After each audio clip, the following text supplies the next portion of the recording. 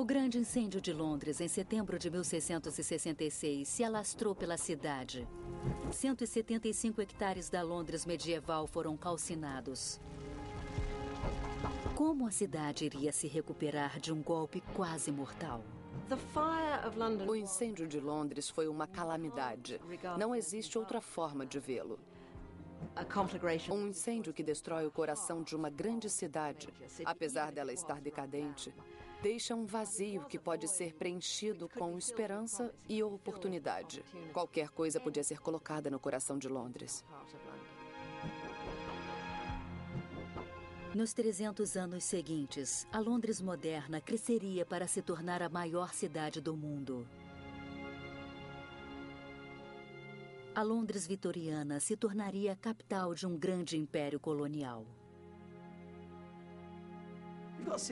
É uma cidade que se espalha por 32 quilômetros para todos os lados e quase toda ela aglomerada de gente. Pela primeira vez desde a Londres romana, ela é o centro do império. E está se tornando a maior, a mais importante, barulhenta e suja cidade do mundo. Foi inevitável que durante a Segunda Guerra, essa grande metrópole se tornasse, nas palavras de Winston Churchill, o maior alvo do mundo para os aviões de Hitler. Parecia que Londres ia ser aniquilada. Eles decidiram destruir Londres, derrubando o moral das pessoas com bombardeios toda noite a partir de setembro de 1940. Para começar, bombardearam 57 noites seguidas. Os prédios da cidade foram devastados pelas bombas e o fogo mais uma vez subiu aos céus. No final da guerra, a Grã-Bretanha estava exaurida e falida. Por 400 anos, a história de Londres foi de destruição, renovação e oportunidades perdidas. A história de Londres.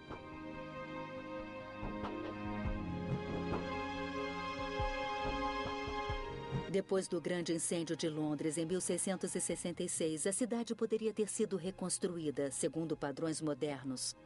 Mas a nova Londres, que ressurgiu das cinzas, não saiu do jeito que os planejadores esperavam.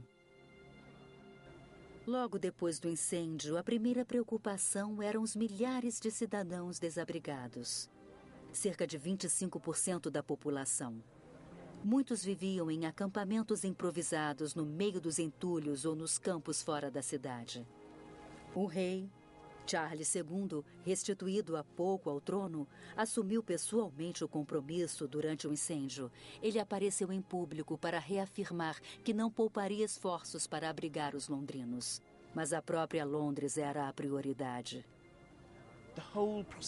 A prosperidade da Inglaterra dependia do desenvolvimento de Londres em sua eficiência como um lugar de comércio. A preocupação de todos depois do incêndio era reerguer Londres para reacender o comércio. Charles estava dividido. De um lado, ele precisava do dinheiro gerado pela cidade. Do outro, ele pretendia morar numa capital digna de um rei. Ele passara a juventude exilado na Europa, um convidado indigente nas esplêndidas capitais com quem possuía relações continentais. Charles II estivera em Paris.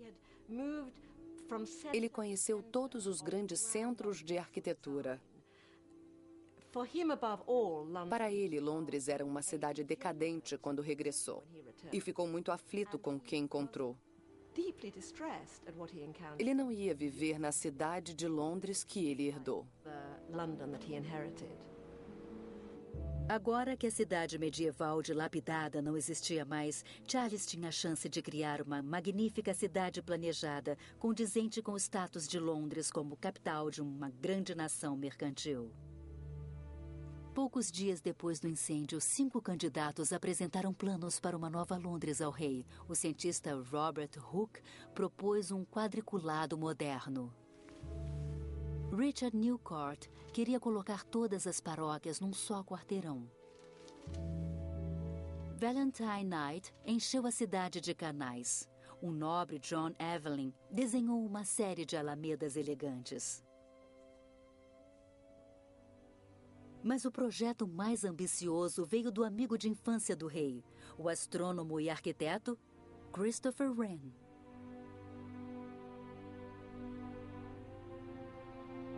Era assim que Londres ficaria na visão de Wren.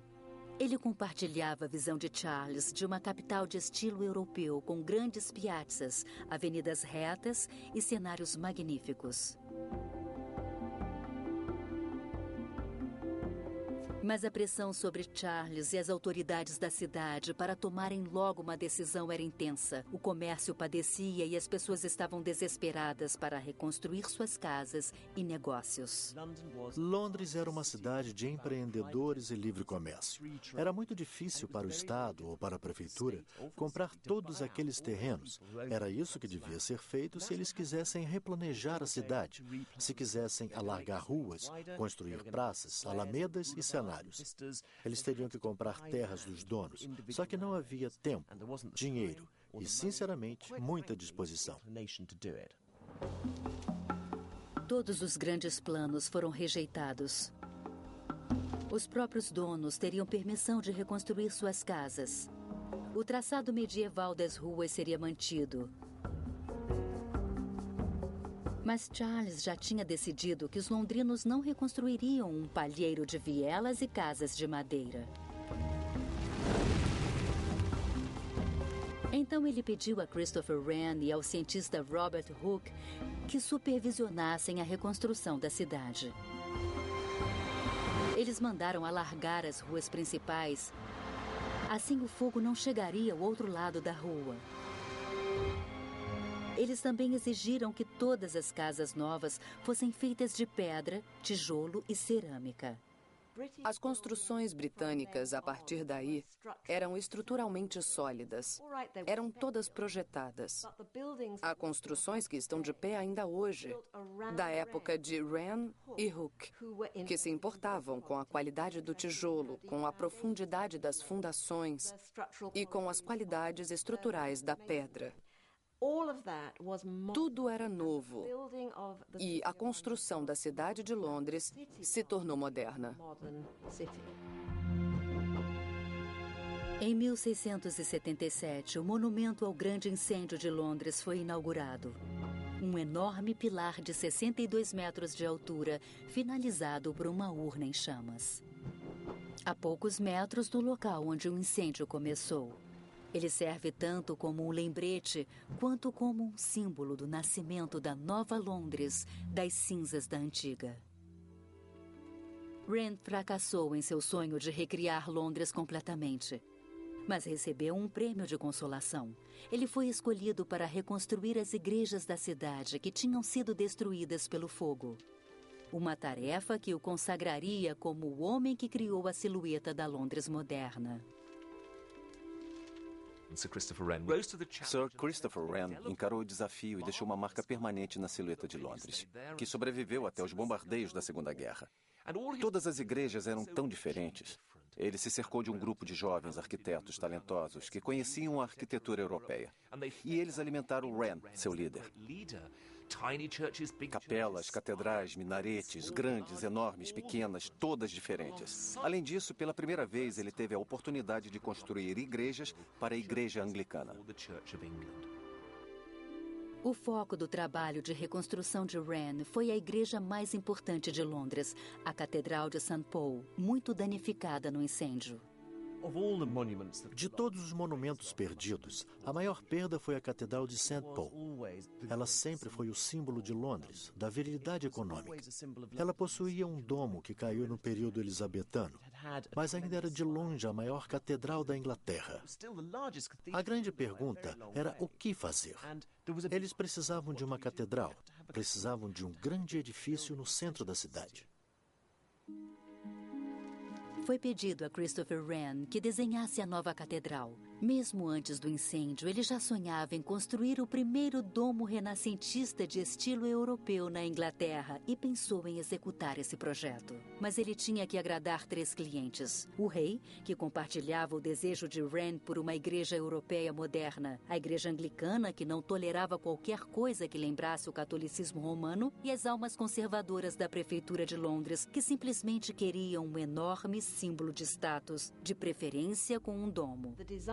Os projetos de Wren nunca deixavam entrever se seria um minarete ou um domo. Mas as pilastras que ele colocou nas fundações sempre foram para um domo. Não sabemos o que a prefeitura achou que Wren ia construir, mas ele sempre soube que seria um domo.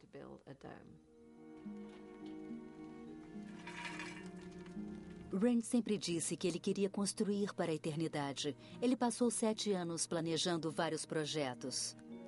Para vender seu favorito, ele passou 1 ano construindo uma maquete de 5,5 metros, que foi rejeitada pelo clero por ser estrangeiro demais. Finalmente, em 1675, Wren conseguiu fazer todos os interessados chegarem a um acordo. Ele colocou um minarete em cima do domo e as fundações foram erguidas. A catedral levou 35 anos para ser construída, mas Wren viveu para ver sua obra-prima pronta. Sobre a porta sul, ele entalhou uma fênix ressurgindo das chamas e a palavra Resurgan, que significa Eu ressurgirei.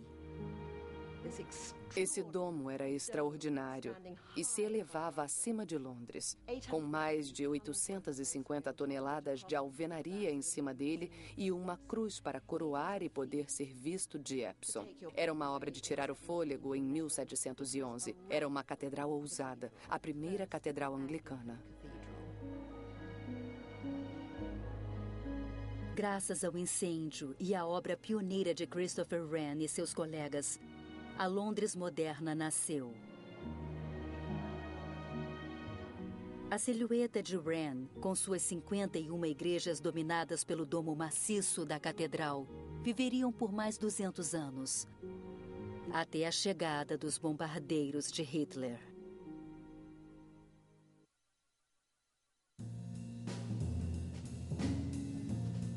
50 anos depois do grande incêndio, no começo do século XVIII, Londres tinha mais uma vez se expandido incrivelmente e se tornado a maior cidade da Europa. A geografia da cidade também tinha mudado física e socialmente. Os super ricos agora viviam a oeste e os paupérrimos a leste. As classes pobres de Londres tinham sucumbido ao vício do gin, provocando um pânico moral na corrupta cidade superpovoada. Na cidade medieval, os ricos e os pobres viviam lado a lado. Eles achavam normal que todas as classes se misturassem. Depois do incêndio que pôs fim à Londres medieval, os ricos viram a oportunidade de um recomeço. Então migraram para o oeste, deixando os pobres na cidade, onde eles tenderam a migrar para leste, dando início à polaridade que existe até hoje entre os ricos no oeste e os pobres no leste. O pioneiro na criação do abastado West End londrino foi Nicholas Bourbon. Filho de um pastor puritano, Bourbon estudou na Holanda, onde adquiriu uma nova visão sobre finanças e como ganhar dinheiro. Ele representava uma nova estirpe de empresários londrinos agressivos. Ele era ambicioso, um financista, um apostador. Em um dado momento, no final do século XVII, quando Londres crescia além da imaginação para se tornar um tipo de cidade que ninguém jamais vira, ele criou uma maneira para que as pessoas ganhassem dinheiro reconstruindo Londres. Nos anos 70, 80 e 90, Bourbon comprou terrenos no oeste de Londres. Campos verdes, onde construiu corredores de belas casas em ruas retas com praças. Decidido a cortar custos de construção, Bourbon foi o criador de um novo estilo de casas, o sobrado. Fileiras de casas separadas que pareciam uma grande construção. Sobrados com terraço eram novidades em Londres e combinavam com as aspirações de mudança dos novos ricos da capital, que partiram para esses endereços agradáveis. Em 1720, o West End era um playground para os que tinham dinheiro de sobra. Um enorme palácio de prazeres, cheio de diversões sem fim. Salões deslumbrantes, teatros, clubes e mesas de jogo. A classe que mais crescia em Londres no século XVIII era a mercante. Eram as pessoas que mais ganhavam dinheiro no comércio de mercadorias coloniais. Mas eles não tinham uma classe. Eles não tinham berço. A classe aristocrática os desprezava. Então, o que eles fizeram? Eles compraram os valores da aristocracia. Construíram grandes casas, davam grandes banquetes, circulavam em carruagens folheadas a ouro e davam festas luxuosíssimas. Em outras palavras, consumiam abertamente. A cidade de Londres, no leste, ainda era o bairro financeiro. Aqui os negócios eram feitos em lojas de café, onde os homens se permitiam os estimulantes da moda: café, chá e tabaco.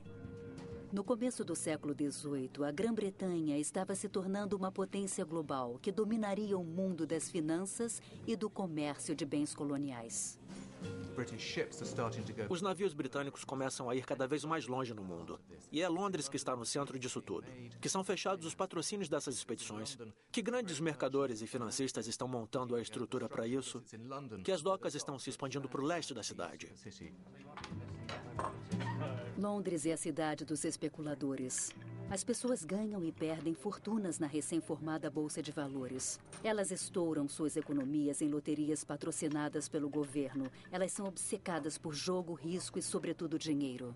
O escritor Daniel Defoe reclama: o luxo desta era vai ser a ruína da nação se não for impedido. Deixamos o comércio para ganhar em ações. Vivemos fora da realidade, trocando dinheiro por uma ilusão.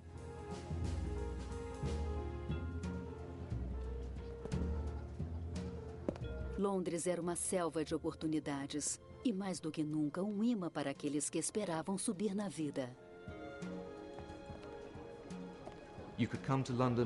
Você podia vir a Londres como empregado ou um pobre qualquer, vencer nas cartas, dar sorte no emprego, fazer algum dinheiro e no dia seguinte comprar roupas bonitas para andar como um cavalheiro.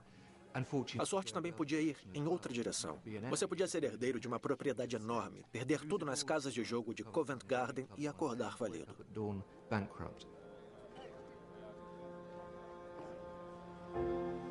Londres era implacável com os que fracassavam. Eles acabavam em guetos paupérrimos do leste. A poucos minutos do que é agora o movimentado bairro de compras do moderno West End, ficava a pior favela de Londres, St. Giles. As casas em St. Giles não eram chamadas de casas, eram pombais, para insinuar que as pessoas viviam em ninhos. Era um lugar marginalizado. Em um lugar para batedores de carteiras, assassinos, estupradores, jogatinas, briga de galo e qualquer depravação humana que alguém pudesse imaginar.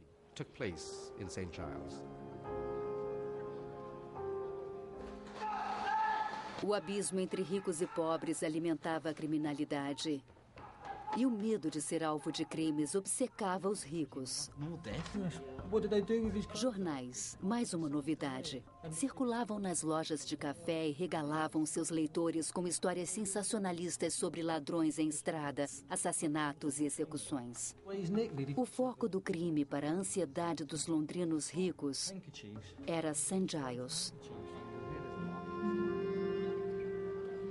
A paranoia com o bairro pobre atingiu seu ápice no começo do século XVIII, quando a plebe sucumbiu diante de um novo vício terrível: o gin. O gin do século XVIII não possui nenhuma semelhança com o destilado caro de hoje. Um importado holandês, Madame Ginebra, como era chamado, era barato e letal. A nova bebida holandesa chegou de repente às pessoas que não bebiam destilados. A bebida mais forte que já tinham provado era a cerveja. E de repente, por 1 centavo o gole, eles ingeriam essa nova bebida fantástica, mais forte que tudo que já haviam provado. Ficavam bêbados no mesmo instante. Havia um cartaz famoso que diziam ficar pendurado em lojas de gin: bêbado por 1 centavo, alcoolizado por 2 centavos, palha de graça. Palha, claro, para cair depois de beber demais.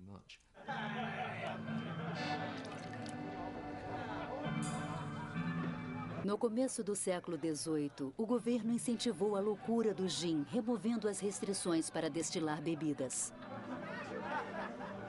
Logo, Londres estava amontoada de lojas de gin. Se não pudesse comprar um copo, comprava-se um trapo embebido. Estima-se que 1/4 dos prédios em St. Giles eram botequins. Seus residentes eram famosos por entornar quantidades excessivas e escapar da vida miserável por algumas horas. Os verdadeiros vilões por trás de tal devassidão, bebedeira e destruição de vidas humanas eram os donos de terra que ganhavam rios de dinheiro vendendo seu milho para destilar gin. Foi um estrangulamento econômico dos pobres. Eles eram encorajados a consumir uma substância que destruiria suas vidas. Seria o crack daquela época. O gin era visto como o problema de Londres e em 1720 começou a reação liderada por reformistas cristãos. Londres era vista como uma cidade saindo do controle. Havia ondas de crimes e o gin era associado à criminalidade e prostituição. Assim, a proliferação da sífilis, que era a doença da época, era vista como uma consequência do gin, porque as mulheres haviam se voltado para a prostituição para manter seu vício alcoólico. Foi visto como um ataque à economia. Naquela época, pensava-se que a riqueza das nações dependia da mão de obra dos pobres. E se os pobres, em vez de trabalhar, estavam jogados às portas das lojas de gin, a economia andava mal. Em 1729, o governo deu o primeiro passo para controlar a nova droga urbana. A primeira lei do gin aumentou a tarifa paga de 5 centavos para 25 centavos e forçou seus vendedores a adquirir alvarás. Mas os londrinos logo deram um jeito de burlar as regras. A lei só se aplicava a destilados com sabor. Então os fabricantes simplesmente retiraram o zimbro do gin e rebatizaram de aguardente parlamentar. Um brinde aos cavalheiros do parlamento! Aos cavalheiros do parlamento! Em 1730, histórias de crimes e corrupção embaladas pelo gin voltaram a dominar as manchetes. Uma história em particular reacendeu a histeria do gin. O caso de Judith DeFore. A filha da pobre Judith era criada pela paróquia numa creche local. Num domingo, ela levou a criança para passear, a estrangulou e vendeu as roupas para comprar gin. O artista William Hogarth ficou tão comovido com a devastação causada pelo gin que ambientou sua ilustração mais famosa na favela de St. Giles, Beco do Gin. Uma das imagens artísticas mais expressivas de degradação social do século XVIII é a da mulher bêbada em primeiro plano, com a perna cheia de chagas da sífilis, que ao tentar cheirar seu pé, deixa escapulir seu bebê, que cai e morre.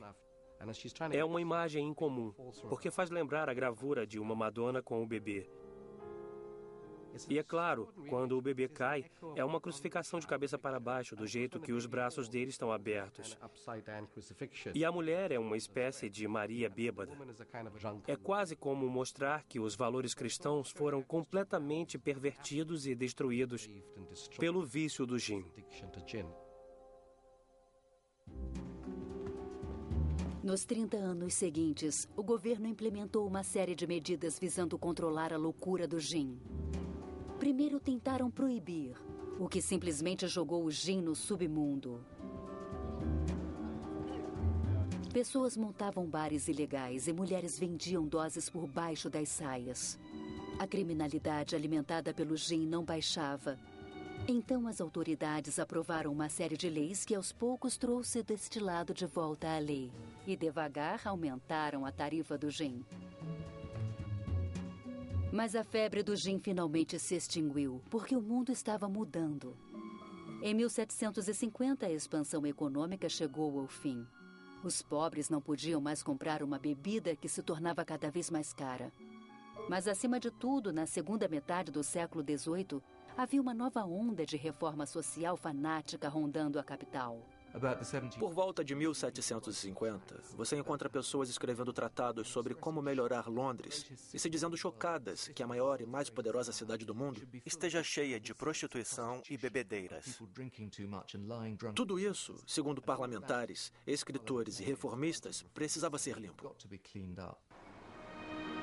Pobreza e desvarios nunca deixariam Londres. St. Giles continuou a ser uma favela famosa até o século XIX, quando finalmente foi derrubada para aliviar o tráfego das ruas de Londres com a chegada das ferrovias. Uma nova era se descortinava e uma revolução nos transportes permitiria aos londrinos escapar da cidade para uma vida nova nos subúrbios. Até 1811, Londres se tornaria a primeira cidade do mundo ocidental com uma população de 1 milhão. Mas ainda era relativamente compacta. Uma pessoa podia atravessar a cidade a pé em 2 horas. Em 100 anos, a geografia da cidade seria transformada pelo vigor e empreendedorismo dos londrinos vitorianos. De 10 quilômetros, a Grande Londres ia se espalhar como uma mancha pelo sudeste da Inglaterra, até, no começo do século XX, se tornar uma cidade monstruosa, 30 quilômetros de comprimento, atravessada pelo primeiro sistema de transporte de massa do mundo. Era uma megalópole, era uma cidade em franca expansão graças à tecnologia. Tudo por causa das ferrovias que atraíram as pessoas. Elas podiam chegar lá, ou seja, podiam viver lá e mais longe ainda do centro. A transformação de Londres foi impulsionada pela posição de vanguarda da Grã-Bretanha na Revolução Industrial. A primeira ferrovia a vapor foi construída por George Stephenson em 1825. 25 anos depois, a Grã-Bretanha tinha uma rede ferroviária ligando o país inteiro. A primeira ferrovia em Londres foi construída em 1836. A ferrovia mexeu com a imaginação dos londrinos, principalmente a burguesia, que podia se dar ao luxo de usá-la. Um contemporâneo escreveu: As ferrovias são tão extensas e importantes que as inúteis pirâmides do Egito e todas as louváveis relíquias da magnífica Roma antiga não chegam nem aos pés. O trem mudou o próprio tempo. Antes da chegada das ferrovias, as cidades da Grã-Bretanha tinham seu próprio horário, já que o sol nasce em horas diferentes em vários pontos do país. Com a chegada das ferrovias, eles tiveram que padronizar, senão a confusão seria completa. E é muito natural que tenham escolhido Londres com o horário solar medido pelo Observatório de Greenwich, porque Londres era a capital da Grã-Bretanha e do Império Colonial. Então, Londres tornou-se a referência de horário para a Grã-Bretanha e para o mundo.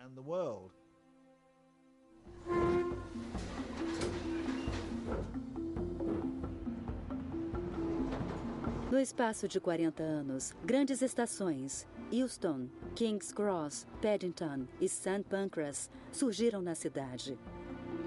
Templos do progresso. Para construir as ferrovias, grandes gargantas foram abertas na cidade. Favelas eram as terras mais baratas para construir.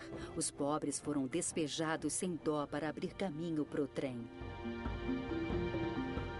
No caso de St. Pancras, eles demoliram um dos cemitérios mais antigos de Londres, desenterraram os mortos e jogaram fora. Não importava. Tinham que construir trens, e esse foi o ápice da Londres vitoriana.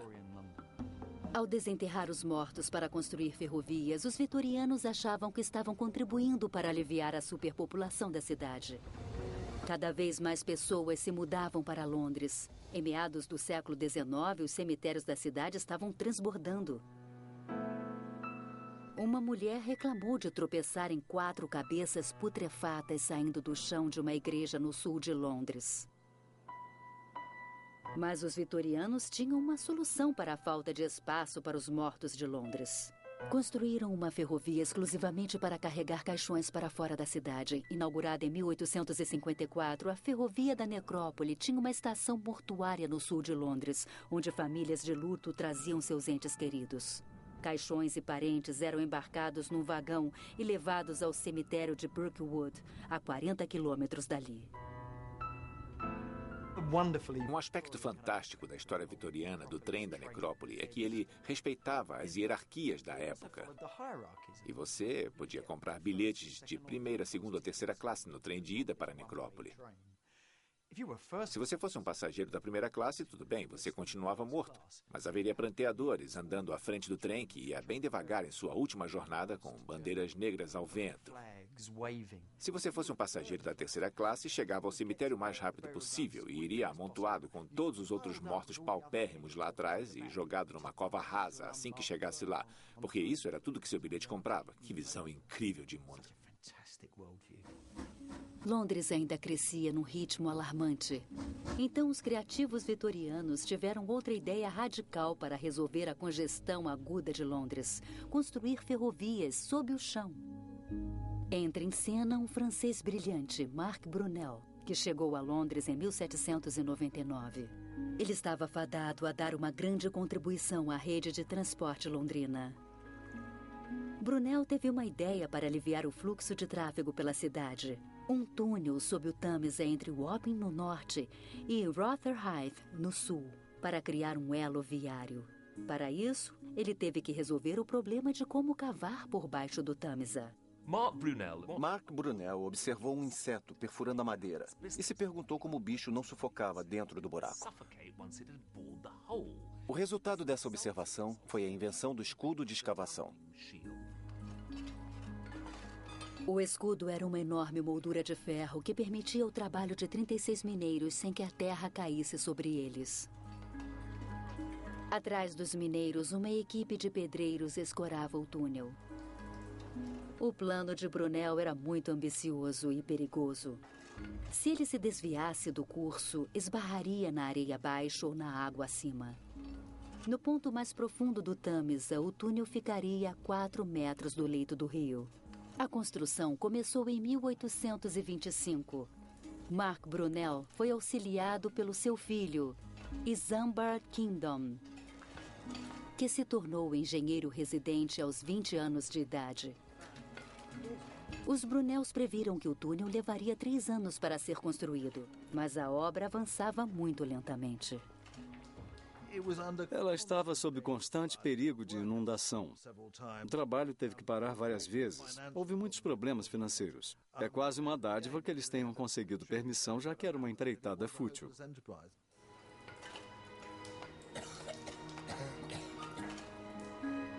Além das inundações, o ar sob o Tâmisa era fétido e possuía gases venenosos.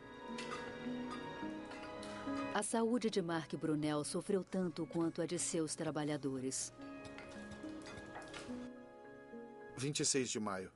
Me sinto muito fraco depois de passar algum tempo lá embaixo. Minha visão está muito turva hoje. Todos reclamam de dor nos olhos. 29 de maio. Um companheiro se diz incapaz de trabalhar hoje. Está com o mesmo problema do Huygens e todos os outros. O Boyer morreu ontem. Era um bom homem.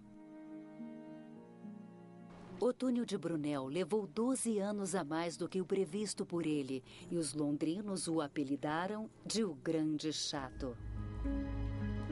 O túnel finalmente ficou pronto em 1841 e foi um marco de engenharia. Mas não havia dinheiro para construir as vias que levassem a ele, e o projeto tinha sido um desastre financeiro para os investidores. Mas o túnel atraía milhares de visitantes, 2 milhões no primeiro ano. Foram organizadas exposições dentro dele com barraquinhas vendendo lembranças. Por volta de 1860, a novidade como atração turística tinha acabado e ele foi vendido para a ferrovia East London por 200 mil libras, 1/3 do custo de construção. O escudo revolucionário foi vendido como sucata. Mark Brunel morreu em 1849. Ele não viveu para ver sua contribuição vital para o transporte de Londres. Hoje, o túnel é parte do metrô de Londres. O escudo de escavação de Mark Brunel possibilitou a construção do metrô como conhecemos hoje. Ele permitiu a escavação profunda. A ideia de Brunel foi usada por outros engenheiros. Graças a ele, Londres foi a primeira cidade do mundo a resolver seus problemas de tráfego com uma ferrovia subterrânea. A primeira parte da malha era um túnel pouco fundo ligando Paddington a oeste com Farrington a leste, que foi inaugurado em 1863. Os passageiros viajavam 5 quilômetros num trem a vapor. Os jornais avisaram seus leitores que eles sufocariam se embarcassem. Tive minha primeira experiência com Hades hoje. O compartimento em que me sentei estava cheio de passageiros fumando cachimbos. A atmosfera era uma mistura de enxofre, poeira de carvão e vapores fétidos das lâmpadas de gás acima. Então, quando chegamos a Moorgate, eu estava quase morto de asfixia e calor. Eu acho melhor essas ferrovias subterrâneas serem logo desativadas, pois são uma ameaça à saúde. Mas apesar do desconforto, o novo metrô de Londres era um sucesso. As pessoas ficaram tão fascinadas que passavam o dia todo de lá para cá. Desde o começo, essa linhazinha foi um sucesso incrível e as pessoas se apinhavam nela. É óbvio que supriu uma grande demanda. Em poucos anos, ela gerava grandes lucros. 11 milhões de pessoas viajavam nela no segundo ano, 3 ou 4 vezes a população de Londres na época. O sucesso do primeiro metrô encorajou o governo a aprovar planos para uma malha metroviária que servisse Londres. Mas logo, terras adequadas para túneis rasos acabaram. E as companhias tiveram que se voltar para escavações profundas usando métodos baseados no escudo pioneiro de Brunel. Em apenas 35 anos, Londres tinha produzido a primeira malha metroferroviária do mundo. Eu acho que é um tributo à criatividade dos vitorianos o metrô ter aparecido tão cedo. Já em 1863, nós tínhamos o metrô. Paris só teria o seu em 1900. Foi um feito incrível. Já no século XX, o metrô continuava sua expansão com linhas saindo da terra onde a cidade acabava. Casas brotavam ao longo das linhas de metrô. As construtoras atraíam os londrinos a sair da cidade com a promessa de uma vida idílica nos subúrbios arborizados. Os subúrbios eram muito atraentes para os burgueses. E o subúrbio, com tudo o que ele tinha a oferecer, ar puro, céu aberto, lugar para as crianças brincar, ficou de repente acessível. Era um novo conceito de vida, uma nova maneira de viver. No final dos anos 30, a população da Grande Londres atingiu 8 milhões, superada apenas por Nova York. Em pouco mais de meio século, Londres se estuplicou de tamanho e passou a ocupar 55 quilômetros de leste a oeste. Ainda era uma das maiores cidades do mundo e estava agora à beira de outro cataclisma. A Segunda Guerra Mundial submeteu Londres a uma provação que quase a deixou de joelhos.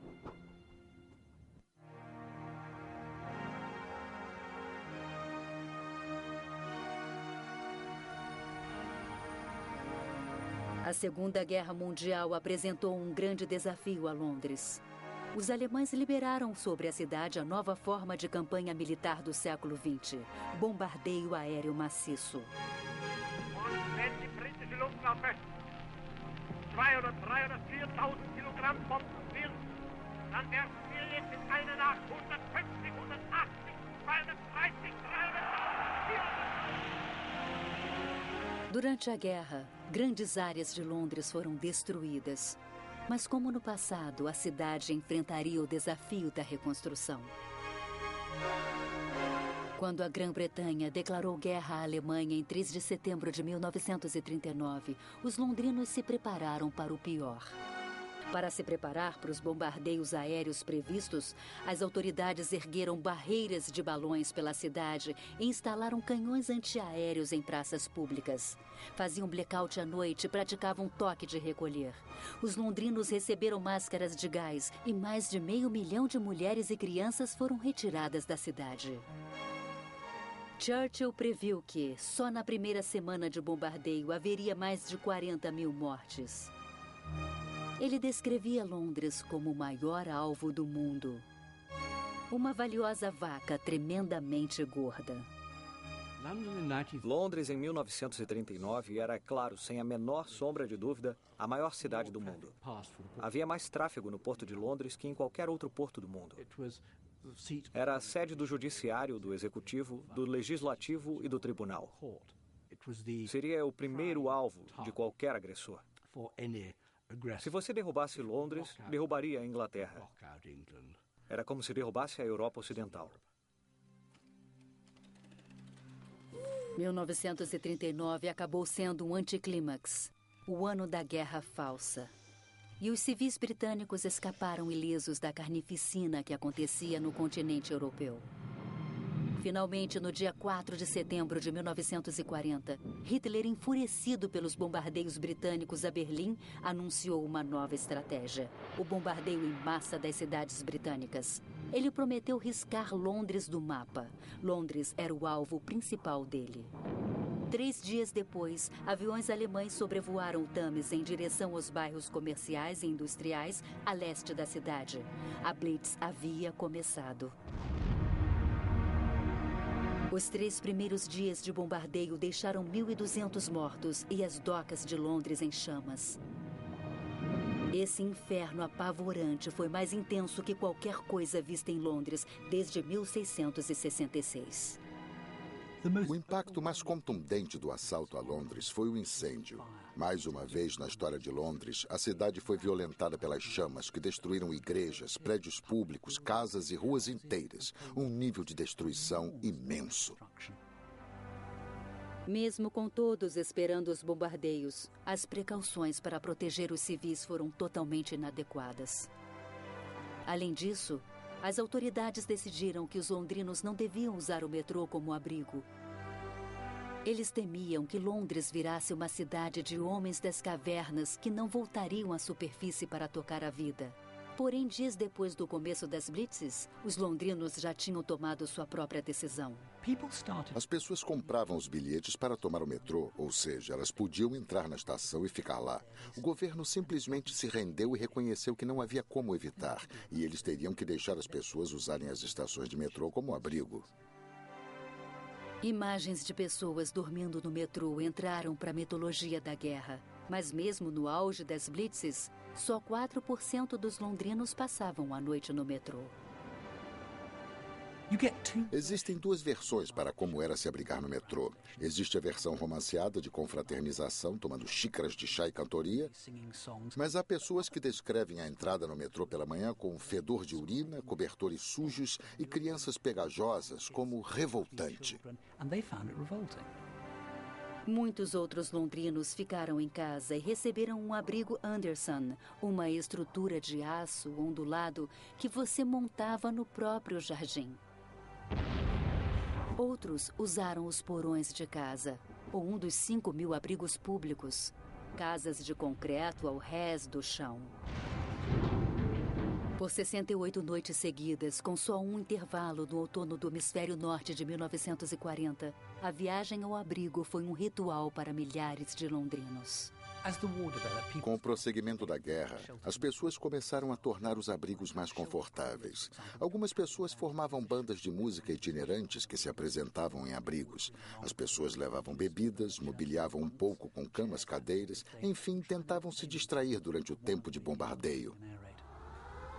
Por incrível que pareça, a maioria dos londrinos preferiu ficar na cama durante os bombardeios.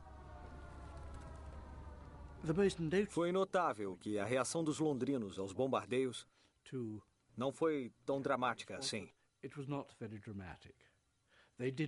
Eles não saíam de casa para brandir os punhos para os céus, nem fazer poses dramáticas e dizer que iam resistir até a morte.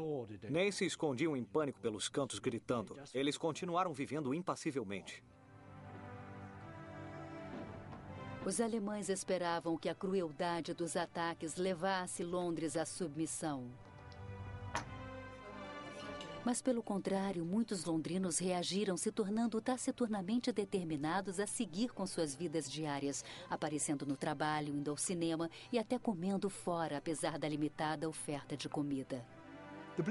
As Blitz alteraram a percepção de como Londres e os londrinos eram.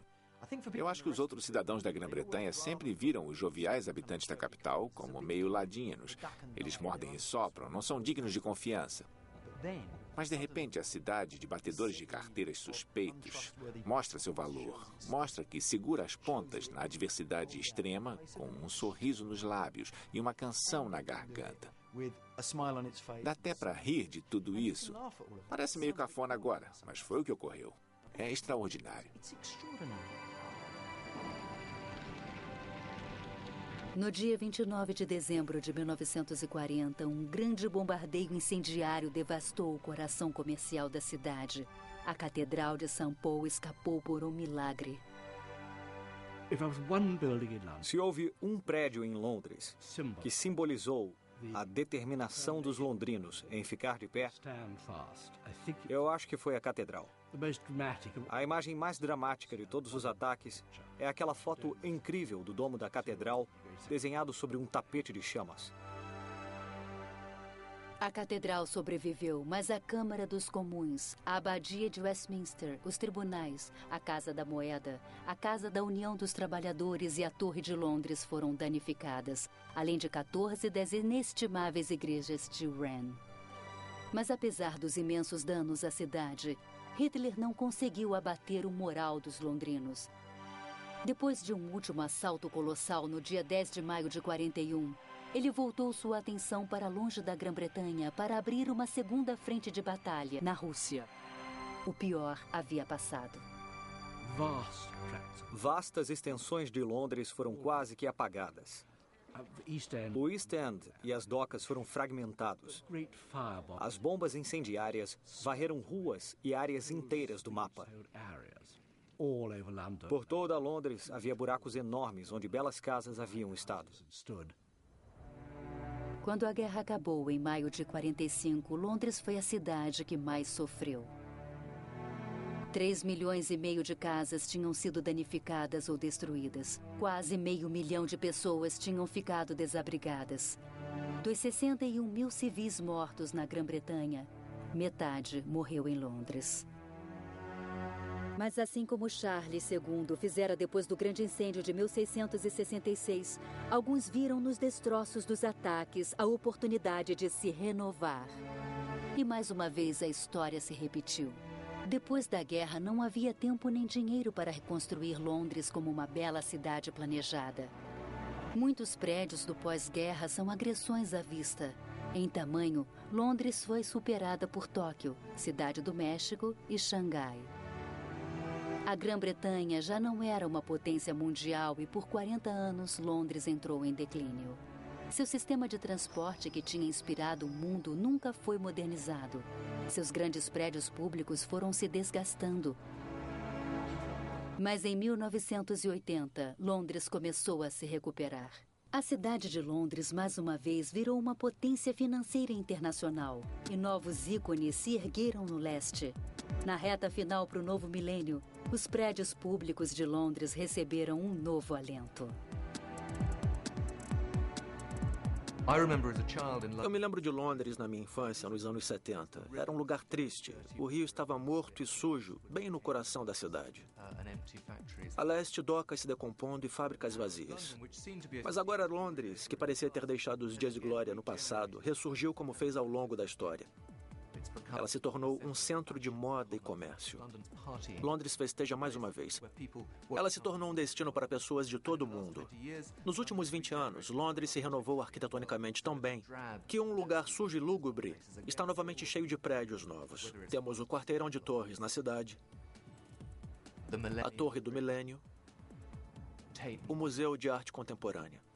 Todos os nossos prédios públicos, nosso rio, a ponte Hungerford, foram renovados pela moderna arquitetura de vanguarda. Hoje, Londres ainda é uma grande cidade do mundo. A maior cidade da Europa Ocidental.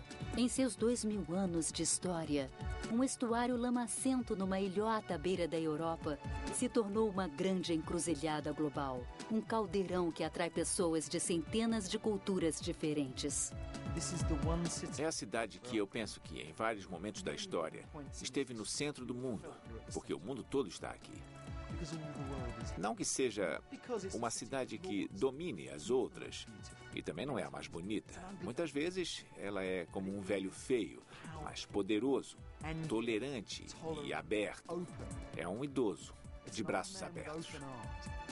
Londres sobreviveu a incêndios, revoluções, doenças e à guerra. E emergiu dele surrada, mas sem se deixar abater. Nas palavras de Winston Churchill, Londres é como um gigantesco animal pré-histórico, capaz de suportar golpes terríveis, mutilado e sangrando de várias feridas, mas conservando a vida e o movimento.